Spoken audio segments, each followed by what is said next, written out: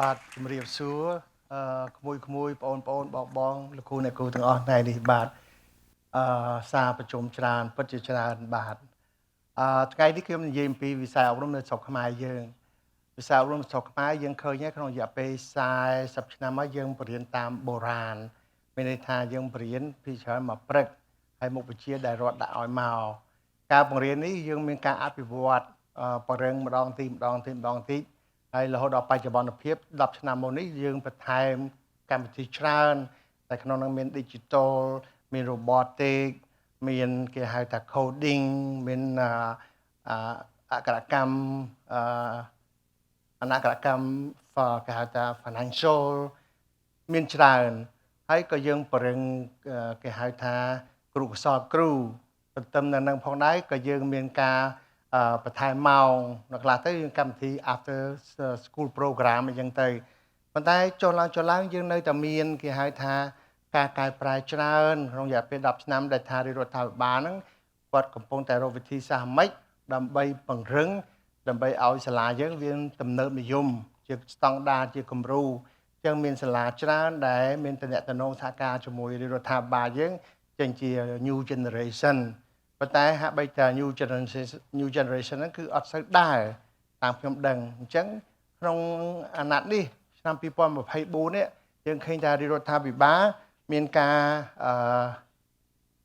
ពង្រឹងថែមទៀតហើយក៏សហការនៅសាលាផ្សេងដូចគេហៅសាលាទំនើបសាលាdigital សាលាសមត្ថៈ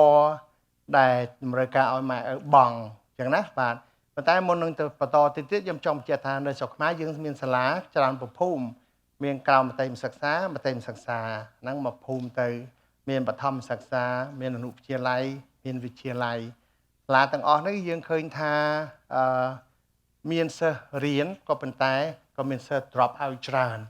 ហើយជាពិសេសនៅតាមជនបទ drop out ដោយសារការរៀនហ្នឹងគឺយើងដឹងហើយក្នុងរយៈពេល10ឆ្នាំមុនគុណសិស្សរៀនចំណាយពេល15ឆ្នាំ15ឆ្នាំមធ្យមភាគតាំងពីក្រៅមត្តេយ្យសិក្សារហូតដល់ថ្នាក់ទី12គឺចំណាយពេលច្រើនដែរក៏ប៉ុន្តែចុងក្រោយពេលប្រឡងគ្នាធ្លាក់ឆ្នាំដំបូងធ្លាក់44%ជាប់អញ្ចឹងវាចូលចិត្ត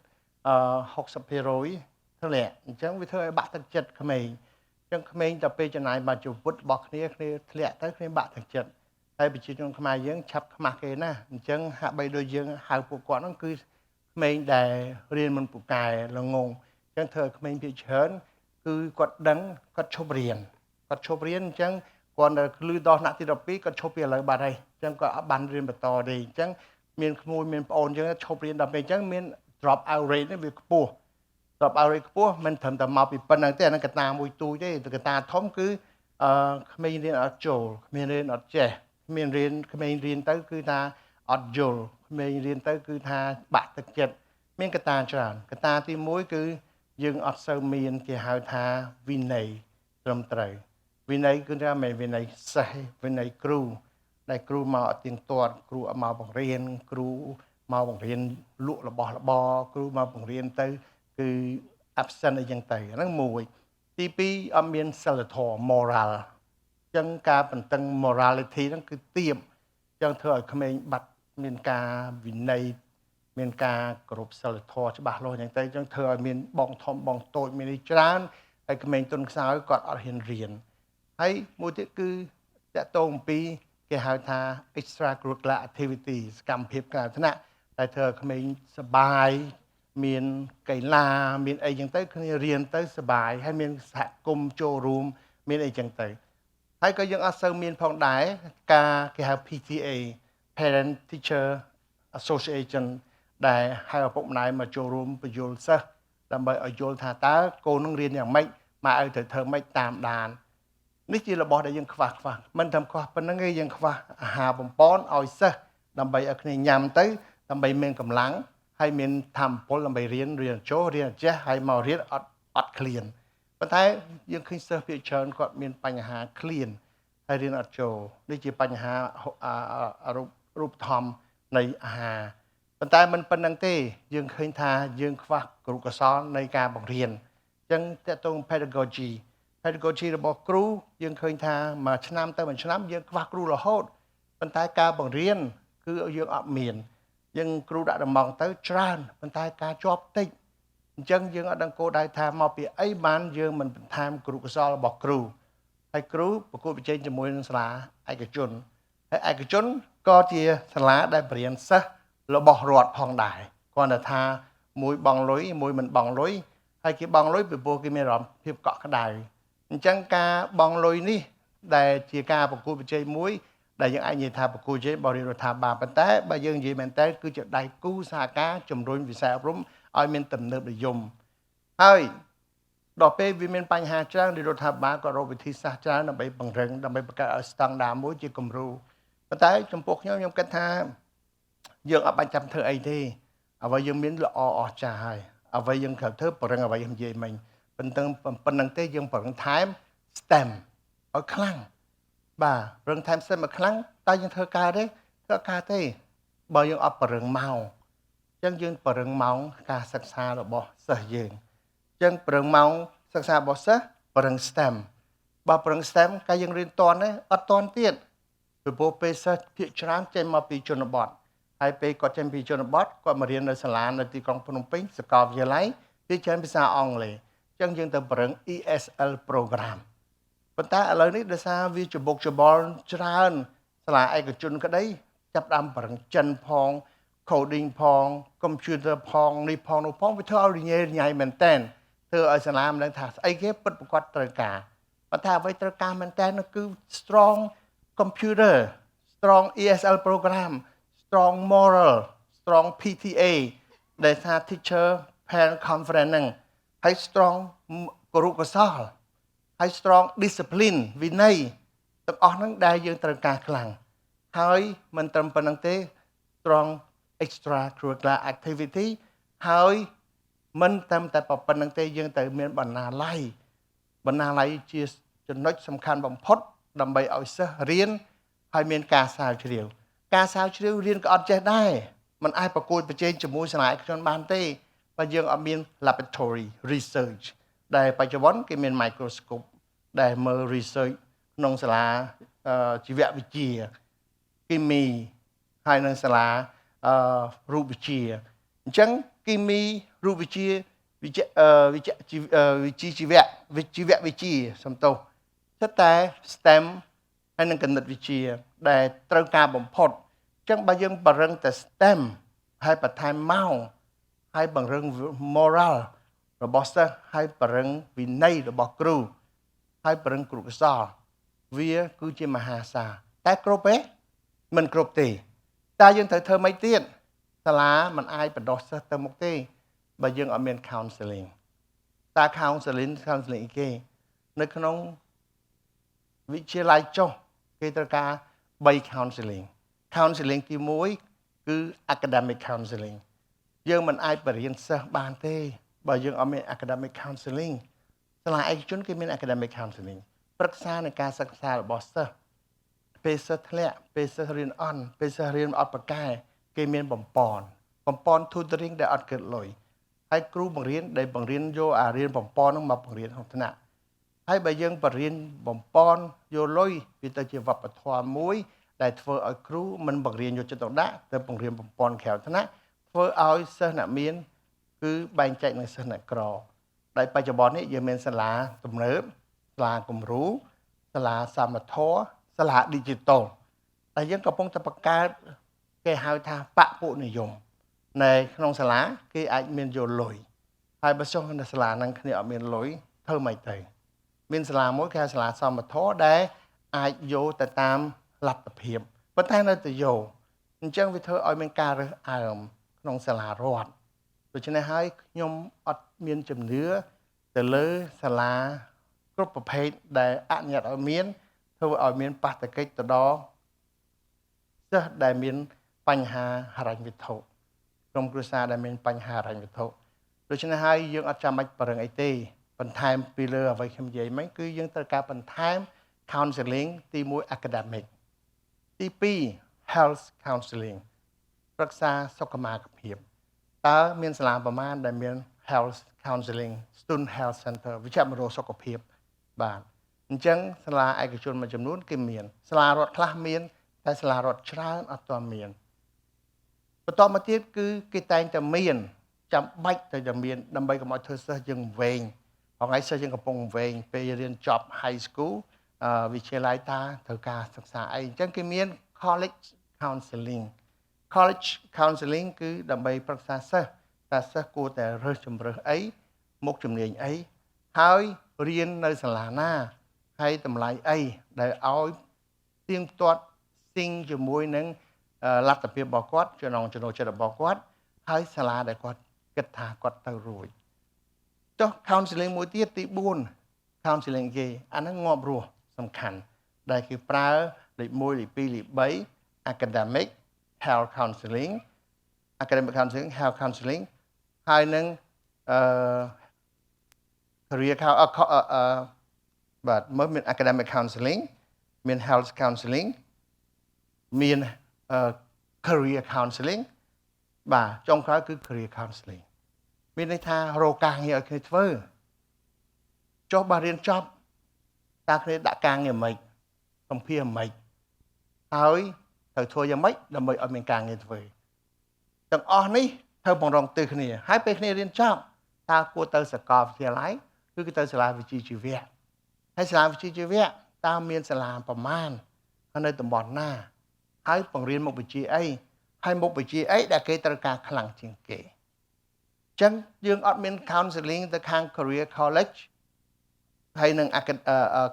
career counseling អញ្ចឹងធ្វើឲ្យសិស្សគាត់វង្វេងដល់ពេលគាត់វង្វេងរាល់ថ្ងៃនេះកូនសិស្សគាត់រៀនមួយឆ្នាំពីរឆ្នាំគាត់បាត់បង់ចំណងចំណូលចិត្តគាត់ដូរអញ្ចឹងជួនកាលក៏អត់ធ្វើអញ្ចឹងទេគាត់រៀន2មុខជំនាញគាត់ exhausted អញ្ចឹងគាត់ end up fail អញ្ចឹងគាត់ drop out ចិត្តតែខុសអាខុសនេះហើយធ្វើឲ្យគាត់បាក់ទឹកចិត្តហើយបាក់ទឹកចិត្តឈប់រៀនអាខុសនេះហើយដែលធ្វើឲ្យគាត់រៀនទៅ drop out តាក់ទងពី career ហ្នឹងហើយពេលគាត់ចូលរៀនគាត់សម្រេចបានហើយទៅសាកលវិទ្យាល័យគឺភាគច្រើនអ្នកធ្វើការ white collar អ្នកធ្វើការ pink collar white collar pink collar គឺអ្នកធ្វើការក្នុង pro អ្នកធ្វើការក្នុង hotel អ្នកធ្វើការក្នុង hospitality ក្នុង hospitality ចំពោះអ្នក TVET គឺអ្នកធ្វើការ blue collar អ្នកធ្វើការជំនាញកម្លាំងអ្នកធ្វើការយក skill អញ្ចឹង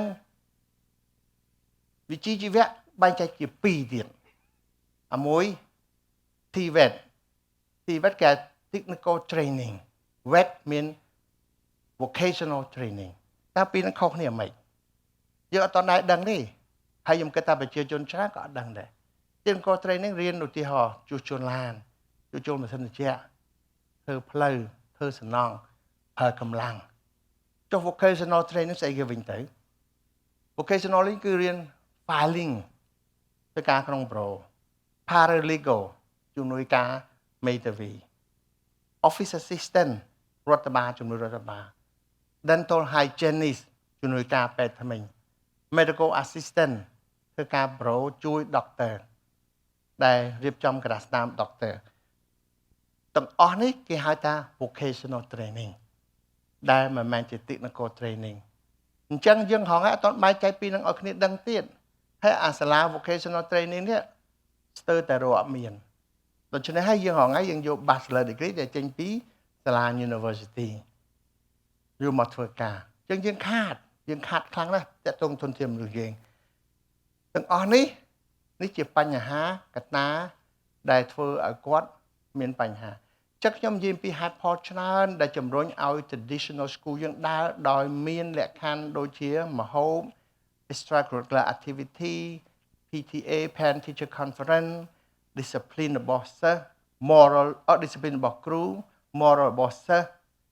ហើយនឹង food សម្រាប់ឲ្យសិស្សបណ្ណាល័យឲ្យសិស្សប្រើ laboratory research ហើយនឹងតកតងនឹងអ្វីផ្សេងក៏ប៉ុន្តែមានអីទៀតមានទៀតបាទតើក្នុងនឹងដូចជា counseling ជាដើមចុះបើគាត់រៀនចំហើយគាត់មានទាំងអស់ហ្នឹងតើជំរុញបានទេជំរុញខ្លាំងណាស់តែយើងត្រូវកែទៅ whole system តែម្ដងឯង ដើម្បីអង្គុយរោរូបមន្តផ្សេងចុះផ្សេងឡើងដូចយើងចំណាយពេល10ឆ្នាំធ្វើជា new generation ដែលអត់ដើរឥឡូវយើងកំពុងចំណាយពេលសិក្សារូបមន្តថ្មីស្តង់ដារគំរូដែលក្នុងនោះមានសាលាសមត្ថៈបងលុយសាលា modern បងលុយហើយនឹងសាលា digital បងលុយយើងអត់បាច់ចាំទេយើងគ្រាន់តែធ្វើសាលា traditional របស់យើងពង្រឹងអ្វីដែលយើងត្រូវការពង្រឹងម្ដងតិចម្ដងតិចម្ដងមួយតាមលទ្ធភាពដែលយើងមានហើយទាំងអស់ហ្នឹងអាច apply បាននៅសាលាតាមជនបទដែលរាប់ម៉ឺនសាលារាប់លានសិស្សអត់បាច់ចាំធ្វើសម្រាប់បំពេញតែតម្រូវការនៅទីក្រុងទេណាបាទហើយដល់ពេលយើងធ្វើអញ្ចឹងយើងអាចកាត់បន្ថយ drop out យើងអាច increase enrollment ហើយបើយើងមាន counseling ហើយនឹង after school program យើងកាត់បន្ថយសិស្ស drop out តើសិស្ស drop out កត្តាចេញពីណាសិស្ស drop out កត្តាចេញពីទី1គឺក្រុមគ្រួសារដោយខ្វះការ counseling ខ្វះការប្រឹក្សា health ចឹងធ្វើឲ្យក្រុមគ្រួសារភាគច្រើនមានបញ្ហាឆ្លោះគ្នាសង្គមទី1បាក់បែកចឹងសិស្សភាគច្រើនគាត់រកសង្គមទី2គ្រូបង្រៀនអាណាព្យាបាលទី2របស់គាត់បើអាណាព្យាបាលទី2មួយថ្ងៃមិនរវល់ដល់បង្រៀនគួរសូម្បីតែបង្រៀនគឺអត់បានយកចិត្តទុកដាក់ផងចឹង moral ក៏បាត់វិន័យគ្រូក៏បាត់តើអាណាព្យាបាលទី2យកចិត្តទុកដាក់មើលកូនរបស់យើងនេះដែលក្រុមគ្រួសារទី1ពងបាក់បែកចឹងអត់ទេចឹងភាគច្រើនគាត់ទៅរត់ទៅរកសង្គមទី3ទីលានសាលាគឺសាលារៀនចុះសាលារៀនដែលមានកន្លែងកីឡាឲ្យក្មេងរៀនទេដែលមាន after school program ឲ្យក្មេងទៅរកទេតើមាន tutoring program ឲ្យក្មេងទៅជួយធ្វើមេរៀនកិច្ចការសិស្សទេអត់ចុះបើសង្គមទី1អត់សង្គមទី2អត់សង្គមទី3អត់តើក្មេងរងថ្ងៃធ្លាក់ចូលសង្គមទីប្រមាណសង្គមទី4សង្គមទី4សង្គមមិត្តភ័ក្តិហើយសង្គមមិត្តភ័ក្តិហ្នឹងគឺបើក្មេងធ្លាក់3សង្គមហើយសង្គមមិត្តភ័ក្តិគាត់គឺសង្គមមិត្តភ័ក្តិដោយអូសទាញបានហើយភាគច្រើនគឺគាត់នឹងឲ្យសិស្សជើងធំបងទូចណាអូសទាញដូច្នេះសង្ឃឹមថាការ recommendation របស់ខ្ញុំហ្នឹងគឺថាมันបាច់អង្គុយរើ program អីផ្សេង